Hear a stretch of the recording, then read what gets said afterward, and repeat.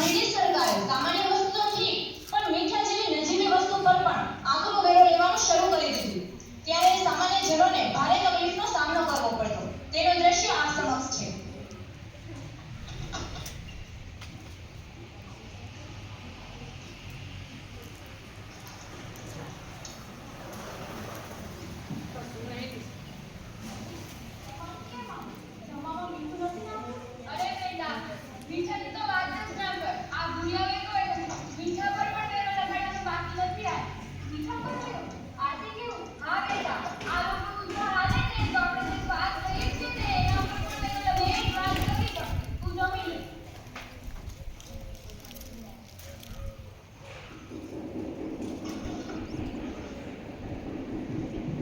ગાંધીજીના આશ્રમમાં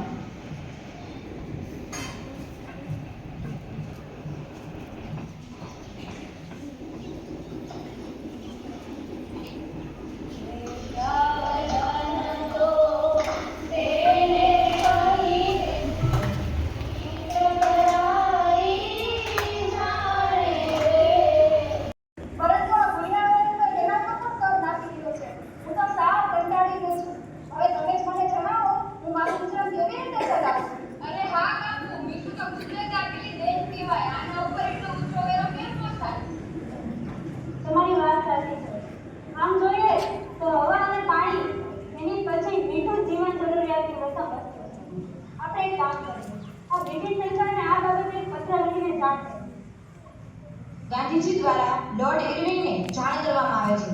આ પત્રમાં મીઠા પરનો વિરોધ અને પોતાની માંગ રજૂ કરવામાં આવે છે.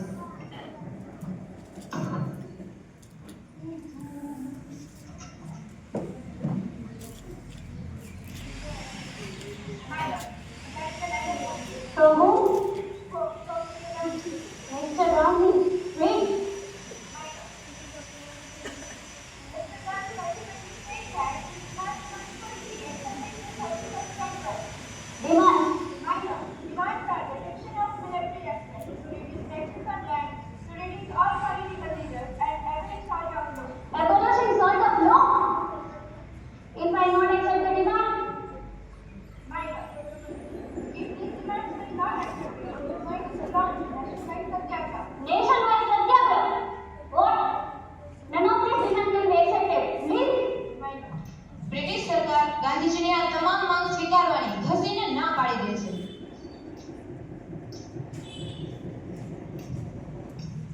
હવે આ લોકો માને એવું લાગતું નથી. આપણે દાંડી યાત્રાની શરૂઆત કરીએ. આશ્રમવાસીઓ હરખભેર દાંડી યાત્રાની તૈયારીઓ શરૂ કરી દે છે. 12 માર્ચ 1930 ના રોજ 78 લોકો સાથે અમદાવાદના સાબરમતી આશ્રમથી દાંડી યાત્રાનો પ્રારંભ થાય છે. કસ્તુરબા અક્ષર અને કંકોથી તિલક કરે છે. કાકા સાહેબ કાલેલકર દ્વારા તેમને ગાંધીજીની વિશ્વ પ્રસિદ્ધ એવી લાકડી આપવામાં આવે છે. હું કાબરા અને ગુજરાતના મોતે મરવાનું પસંદ કરીશ, પણ આ અંગ્રેજ સરકાર પાસેથી મારું સ્વરાજ લીધા વિના પાછો નહીં ફરું.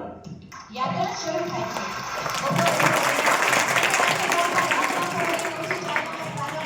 આ રીતે યાત્રા આગળ વધે છે. જેમ જેમ ગાંધીજી આગળ પ્રયાણ કરતા જાય છે તેમ તેમ લોકો તેમની સાથે દાંડી યાત્રામાં જોડાતા જાય છે. હા, અરે આ અંગ્રેજોને ત્યાં નોકરી નથી કરવી. તે લોકોને તમારી વફાદારીની કોઈ કિંમત જ નથી. આજ હું તમારો સેવક છું.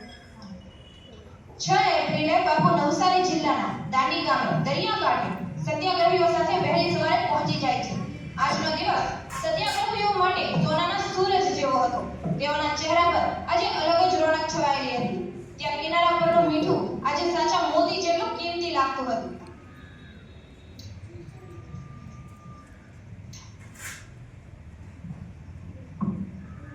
બ્રિટિશ સરકારની સલ્તનત પર હું આજથી લૂણો લગાવું છું. मैंने नमक का कानून तोड़ दिया.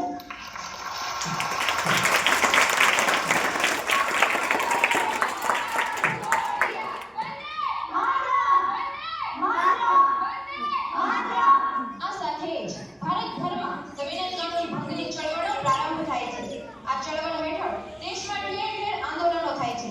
મીઠા પર વેરો ન ભરવા બદલ આશરે 80,000 લોકોને તો દંડ પણ ભરવો પડે છે અને જેલવાસ ભોગવવો પડે છે.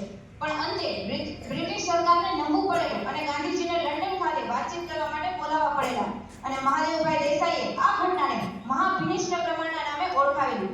Thank you so much. March